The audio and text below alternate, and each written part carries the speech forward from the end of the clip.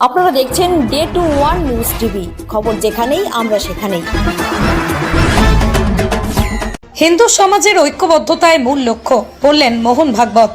হাজারো জটিলতা কাটিয়ে হাইকোর্টের হস্তক্ষেপে বর্ধমানের তালিত সাই কমপ্লেক্সে রাষ্ট্রীয় স্বয়ংসেবক সংঘের আরএসএস প্রধান মোহন ভাগবতকে সংঘের আরএসএস প্রধান তার সঙ্গে সভা শুরু হয় রবিবার। এদিন রাষ্ট্রীয় স্বয়ংসেবক সংঘ আরএসএস সংঘ চালক মোহন ভাগবত আয়োজিত সভায় এদিন বলেন, সংঘের একমাত্র লক্ষ্য হিন্দু সমাজকে ঐক্যবদ্ধ করা।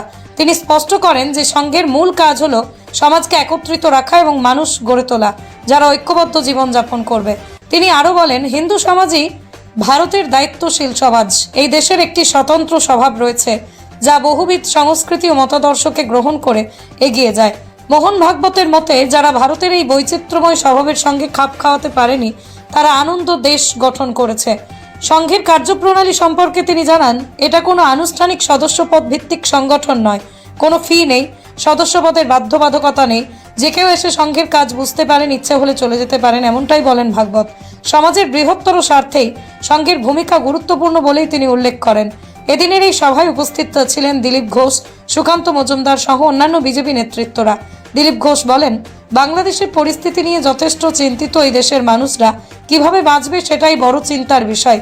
এই সভা করা নিয়ে বাধার সম্মুখীন হতে হয়, আদালত পর্যন্ত গড়ায় বিষয়টি, অবশেষে অনুমতি পায়। এই বিষয়ে প্রশ্ন করা হলে দিলীপ ঘোষ বলেন, রাষ্ট্রীয় স্বয়ংসেবক সংঘ 100 বছর ধরে বিভিন্ন বাধা অতিক্রম করে দেশ গঠনে কাজ করে চলেছে। এই ধরনের ছোটখাটো বাধা কোনো বিষয় নয়। আরো বিভিন্ন খবরের আপডেট জানতে নজর রাখুন ডে টু ওয়ান নিউজ টিভির পর্দায়, আর অবশ্যই সাবস্ক্রাইব করুন Day Two One News TV. আপনাদের একটি সাবস্ক্রিপশন আমাদের কাছে অত্যন্ত মূল্যবান। ধন্যবাদ।